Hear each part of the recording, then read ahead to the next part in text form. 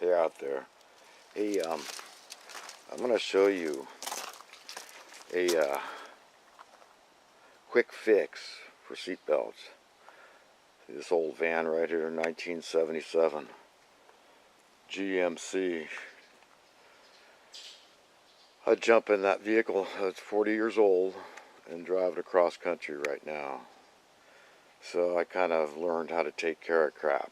Yeah, good crap.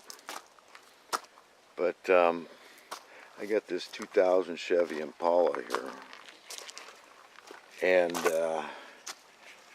I got it in 2001 with 19,000 miles, and now this car has 226,000, I think about 227,000. I had to change the instrument panel, and I had a loaner that was sent to me from the company that in Connecticut that repaired the thing. I think I found them on eBay or something. It was a good deal. I mean, I paid like about $100 all told. And then I had to send theirs back, the loaner, so I had to pay for postage there. But I was pretty happy. So that's just evidence that it really has that many miles on this car. But it runs like new. The transmission was just gone through recently. The motor's got another 250,000 miles I can put on it. According to the experts I've talked to, these motors were built to go about 450,000 miles. So before I need a new motor, I've got another. Well, that's the equivalent of 10 times around the planet, 250,000 miles. So it might be a while before I get a new vehicle because I'm halfway satisfied with this one. But one of the problems I had, not so much on the passenger side, but on the driver's side, because it gets used more. What happened was my seatbelt started fraying like crazy. I wished I had thought to make the video before I did the job, but I just didn't. But here's what I did. It was frayed really bad. I was trying to use tape, all kinds of stuff. It was getting really ugly, I gotta tell you. And I finally couldn't take it anymore. What I discovered was that this guide right here for your seatbelt, it was too tight, and it was binding. It's still a little bit tight. And what I found out, I wish I had discovered it at the time, but what I found out was that I had slammed this in the door, and it squished right here, this gap. So what I had to do was I had to spread it out a little bit so it doesn't happen again. But here's a story of how this looks brand new, but it's not. It's repaired. It's a new one.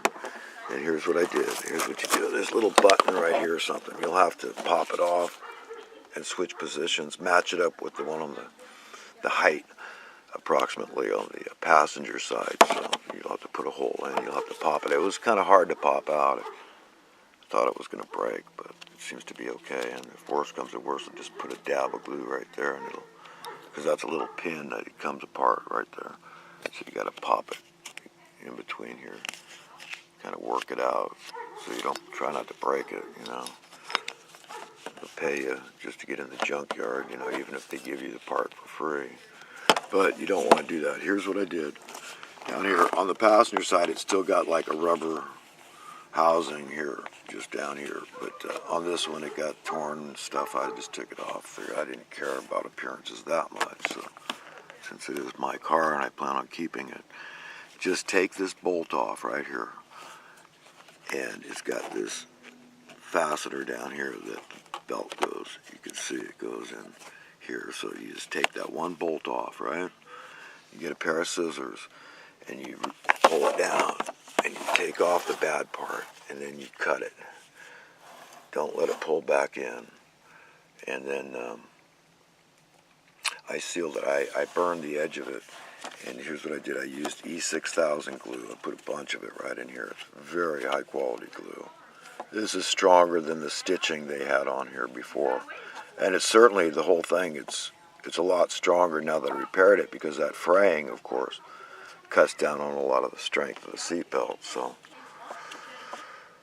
It's just such a happy story. You know, you just feel so lucky when you get those little things that work out this well, and this did, because I'm so glad they thought to give plenty of, because see, I still have, it seems like there's plenty of seatbelt left for, you know, a very heavy set person.